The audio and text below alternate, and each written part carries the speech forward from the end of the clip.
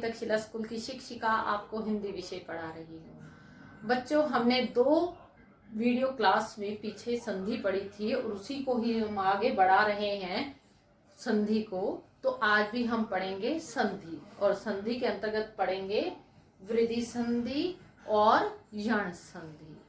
तो बच्चों, हम पढ़ें इनको, वृद्धि संधि को और यण संधि को, उससे पहले हम क्या करेंगे, जो हमने 2 वीडियो क्लास में किया है उसकी पुनरावृत्ति करेंगे। तो हमने पढ़ा था संधि कहते किसे हैं। 2 निकटवर्ती वर्णों के मेल से जो विकार उत्पन्न होता है उसे संधि कहते हैं। संधि के 3 भेद होते हैं। नंबर 1 स्वर संधि, नंबर 2 व्यंजन संधि, नंबर 3 विसर्ग संधि। फिर हमने पढ़ा कि स्वर कहते किसे हैं। स्वर के बाद स्वर आने पर उनके मेल से जो विकार उत्पन्न होता है उसे स्वर संधि कहते हैं। और स्वर संधि के कितने भेद बताए थे बच्चों मैंने? 5। कौन कौन से?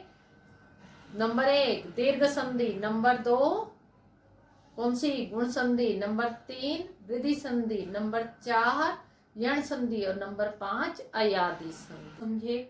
तो दीर्घ संधि में क्या था मैं एक बार आपको बताती भी हूं। यहाँ पर एक बार पुनरावृत्ति कर रहे हैं। तो अ या आ के बाद क्या आ जाए बच्चों? अ या आ जाए तो आ हो जाता है। इसी तरह ई या ई के बाद इ या ई आ जाए तो ई हो जाता है। इसी तरह उ या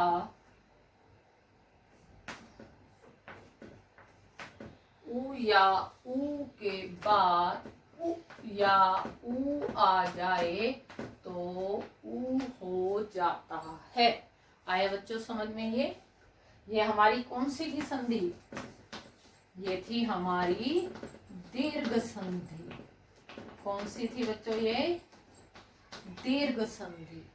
दूसरी हमने कौन सी की थी बच्चों? कौन सी की थी? गुण संधि। गुण संधि का क्या नियम था बच्चों? हमने की गुण संधि। तो गुण संधि का क्या नियम था? नियम था अ या आ के बाद ई या ई आ जाए तो क्या हो जाता है बच्चों? ए हो जाता है। इसी तरह अ या आ के बाद उ या ऊ आ जाए ऊ तो ओ हो जाता है। इसी तरह अ या आ के बाद री आ जाए तो अर हो जाता है। बच्चों, ये हमने पिछली वीडियो क्लास में पढ़ा। ये किसके थे नियम? ये थे गुण संधि के नियम।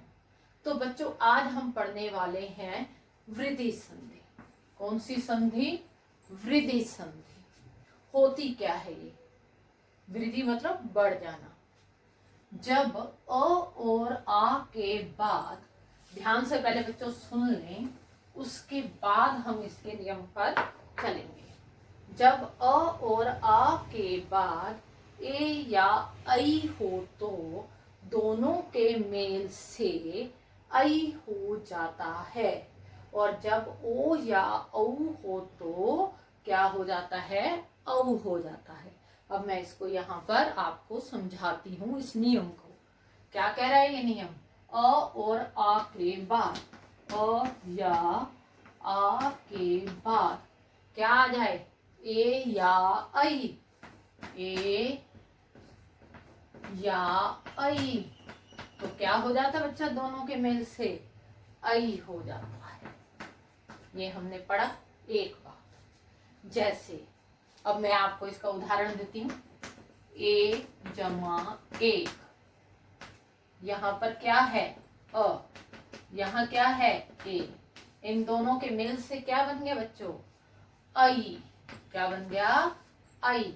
तो ऐ बन जाने से ये क्या बन गया? एकैक। हमेशा मात्रा लग जाती है बच्चों, ध्यान रखना। क्या हो गया? एकैक। स्वर की मात्रा लग गई क को। एकैक। इसी तरह हम और भी उदाहरण करते हैं बच्चों।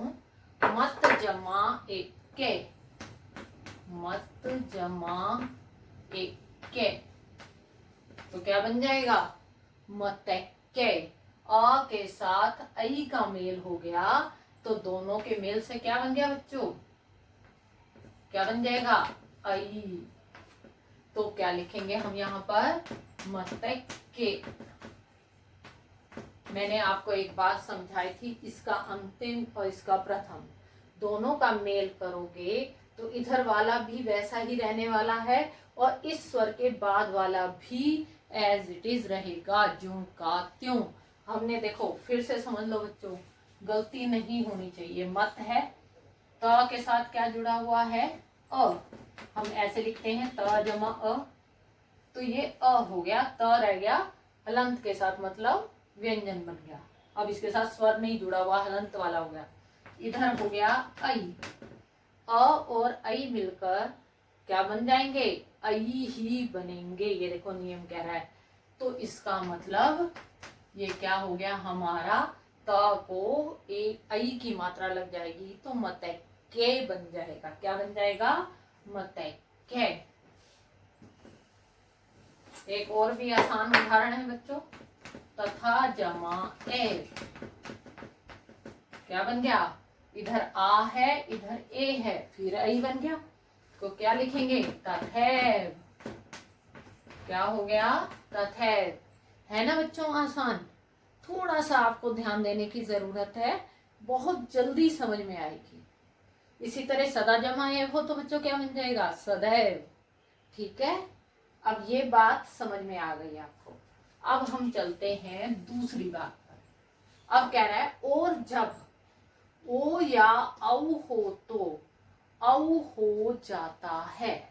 अब देखो, पहले तो ये बोला उसने, अब क्या है? अ या आ के बाद ओ या औ हो जाता है, तो आ जाए तो क्या बन जाता है? औ बन जाता है। जिसे आप बड़ी ए बड़ा औ ऐसे करके बोलते हैं बेटा, वही है ये। तो आ के बाद ओ औ आ जाए तो औ बन जाता है, वृद्धि हो गई। पहले हमने गुण संधि में क्या किया था? ए ओ, मतलब छोटा ए छोटा ओ जैसे आप बोलते हैं। और अब क्या होगी? उसकी वृद्धि हो गई। वृद्धि कैसे हो गई? छोटे से बड़ा हो गया। बड़ा कैसे? बड़ी ए बड़ा ओ, कहने का अभिप्राय आई औ। ठीक है बच्चों, ये समझ में आया। अब इसके उदाहरण करते हैं। इसके उदाहरण क्या हैं? ये जैसे दंत जमा ओष्ठ, ऐसे भी लिख सकते हैं आप, दंत जमा ओष्ठ। औष्ठ नहीं होता, ओष्ठ। इन देखो, अब इधर अ है, इधर ओ है, इन दोनों के मेल से क्या बन गया? अभी बताया था मैंने, क्या बन गया? औ। अगर ये बन गया तो क्या बन जाएगा? दंतोष्ठ। क्या बन गया ये? दंतोष्ठ। औ बन गया बच्चों ये। इसी तरह दूसरा उदाहरण लेते हैं। हम कहते हैं परम जमा औषध। क्या बनेगा बताओ? अब आप अपने करो। ये बना अ, ये बना औ, तो लिख कर देखो अपनी कॉपी पे क्या बनना चाहिए। ये मिलाना जो मैं लिखूंगी बच्चों, ये अ ये औ, ये एज इट इज आएगा हमारा पर। ठीक है, अब इन दोनों का मेल हो गया तो क्या बन जाएगा? औ। म को औ की मात्रा लग जाएगी, परमौषध। क्या बन गया ये? परमौषध। इसी तरह बच्चों महाजमा महाजमा ओज, क्या बन जाएगा? ये आ है, ये ओ है, तो क्या बन जाएगा? महौज। आया बच्चों समझ में? एक बार फिर से पुनरावृत्ति करते हैं जल्दी से हम इसकी। जब अ और आ के बाद ए या आई हो तो दोनों के मेल से आई हो जाता है। आ गया समझ में? दूसरी बात क्या कह रहा है, जब ओ या औ हो तो औ हो जाता है। ठीक है बच्चों, ये है वृद्धि संधि। आ गई समझ में। अब इससे संबंधित प्रश्न तो बनते हैं बच्चों, करें। आप उसे अपनी उत्तर पुस्तिका में, जो आपने दूसरी कॉपी बना रखी है बच्चों, उस कॉपी में इनको करेंगे जो मैं प्रश्न दूंगी। ठीक है बच्चों। पहला प्रश्न है बच्चों, वृद्धि संधि के नियम व उनके 3-3 उदाहरण लिखिए। क्या है पहला प्रश्न, वृद्धि संधि के नियम व उनके 3-3 उदाहरण लिखिए। प्रश्न नंबर 2, संधि कीजिए। अब जो मैंने ये लिखे हैं इनमें संधि करनी है आपको। जल जमा ओध, वन जमा औषध, परम जमा ऐश्वर्य, महा जमा औदार्य, महा जमा ओजस्वी। ठीक है बच्चों, आपने ये अपने प्रश्नों के उत्तर किसमें लिखने हैं, जो मैंने दूसरी कॉपी बनवाई है उसमें इन प्रश्नों के उत्तर लिखने हैं। तो चलें आगे। अब कौन सी संधि करेंगे हम, यण संधि। यण संधि की परिभाषा है बच्चों, जब रस और दीर्घ ई, उ या री के बाद कोई अन्य स्वर आ जाए तो उनके स्थान पर य, व और र हो जाता है। कैसे, अब इसको समझिए। ई या ई, ये ह्रस्व स्वर, ये दीर्घ स्वर। कोई अन्य स्वर आ जाए, ध्यान से समझना बच्चों, अन्य स्वर। तो ई का, दोनों में से कोई भी बेटा, ई का य हो जाता है और अन्य स्वर जो होता है उसकी मात्रा य को लग जाती है। आई बच्चों समझ में, क्या बोला है मैंने, इ या ई के बाद अन्य कोई भी स्वर आ जाए तो ई का य हो जाता है और अन्य स्वर की उसको मात्रा लग जाती है। बच्चों ई के बाद ई ही आ जाएगा तो दीर्घ संधि हो जाएगी, है ना। तो हमेशा अ ही आए आगे, ये भी नहीं होता, तो ई भी तो आती है। अब मैं आपको बताती हूँ उदाहरण के माध्यम से। जैसे इति जमा आदि, ध्यान से समझना बच्चों, इति जमा आदि। ठीक है, इधर है ई, इधर है आ, ई का क्या हो गया, य, मात्रा कौन सी लग गई, आ की मात्रा, तो क्या बन गया, या। अब इसमें से ई अलग हो चुका है बच्चों, तो इसका मतलब त क्या रह गया हमारा, हलंत वाला, मतलब कि आधा जिसे बोलते हैं, इत्यादि। तो क्या बन जाएगा ये हमारा, इत्यादि। आया बच्चों समझ में। ई का य और अन्य स्वर की मात्रा, इति जमा आदि इत्यादि, ई प्लस आ, या बन गया इत्यादि। आया बच्चों समझ में। अब एक उदाहरण हम और लेते हैं। जैसे यदि जमा अपि, ध्यान से सुनिए बच्चों, यदि जमा अपि। देखो अब इसको, ये क्या है, ई, ये बच गया यद, ये क्या हो गया, ई, ये क्या हो गया, अ। इन दोनों का मेल होने से क्या बन गया, ई का तो य बन गया और इसको आ की मात्रा लग गई, तो क्या बन गया, यद्यपि। देखो बन गया। आया बच्चों समझ में। अगला नियम करें इसी का ही। ये है हमारा नियम, ये ई या ई के बाद अन्य स्वर आ जाए तो ई का य और अन्य स्वर की मात्रा।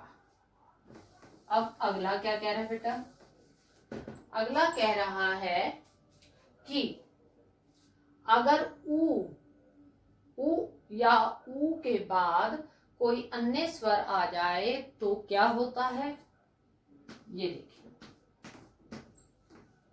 और अन्य स्वर आ जाए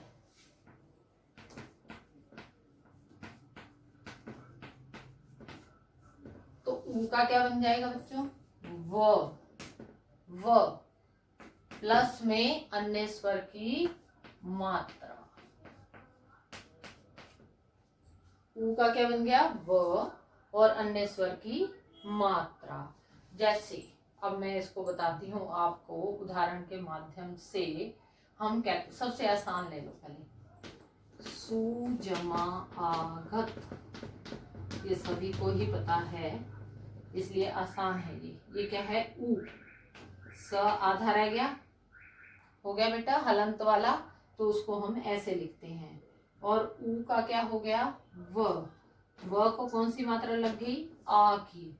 और गत, स्वागत। मैंने हर बार कहती हूँ अंतिम वर्ण इसका और प्रथम इसका, उन दोनों का मेल करना है, बाकी सब एज इट इज आएगा, ज्यों का त्यों। ठीक है बेटा। इसी तरह आप और क्या कर सकते हो? सु जमा अच। एक और उदाहरण करते हैं, सु जमा अच क्या बन जाएगा? स आधा, ऊ का व को आ की मात्रा, आधा च और छ, क्या बन गया? स्वच्छ। क्या बन गया बच्चों? ये स्वच्छ। अब है वधु जमा आगत।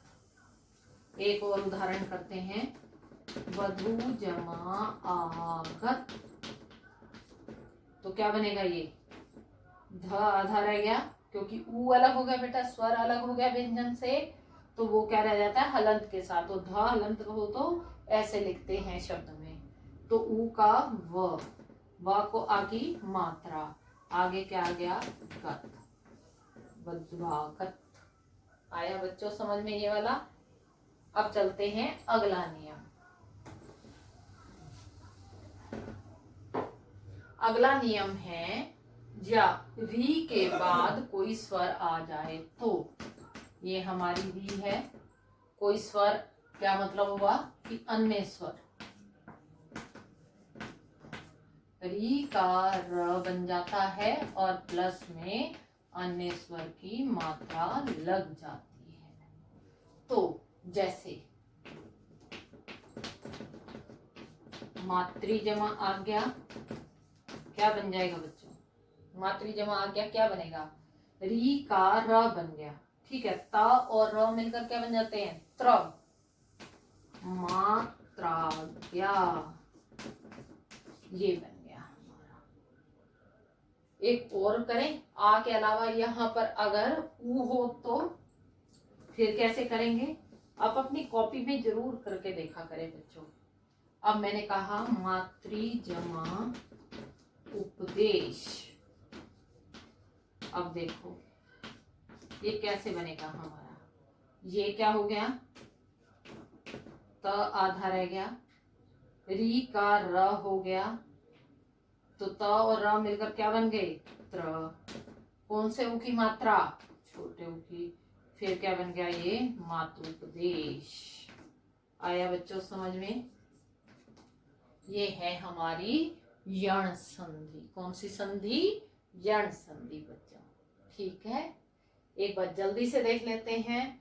ई के बाद दीर्घ या ह्रस्व, उसके बाद अन्य कोई स्वर आ जाए तो ई का य हो जाता है और अन्य स्वर की मात्रा लग जाती है। इसी तरह ऊ का व हो जाता है और अन्य स्वर की मात्रा लग जाती है। और इसी तरह री आ जाए तो री का र हो जाता है और अन्य स्वर की मात्रा लग जाती है।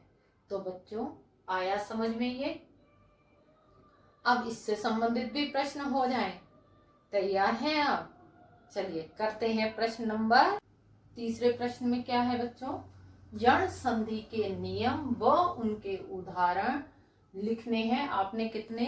3-3। ठीक है। प्रश्न नंबर 4, संधि कीजिए। अति जमा आनंद, सु जमा अल्प, ऊपरी जमा उक्त, पितृ जमा आदेश, अनुजमा इति। ठीक है बच्चों, तो आज के लिए इतना ही। बाकी हमारी स्वर संधि का एक भेद बचा है, अयादि संधि, वो हम अगली वीडियो क्लास में करेंगे और हमारी स्वर संधि समाप्त हो जाएगी। थैंक यू बेटा।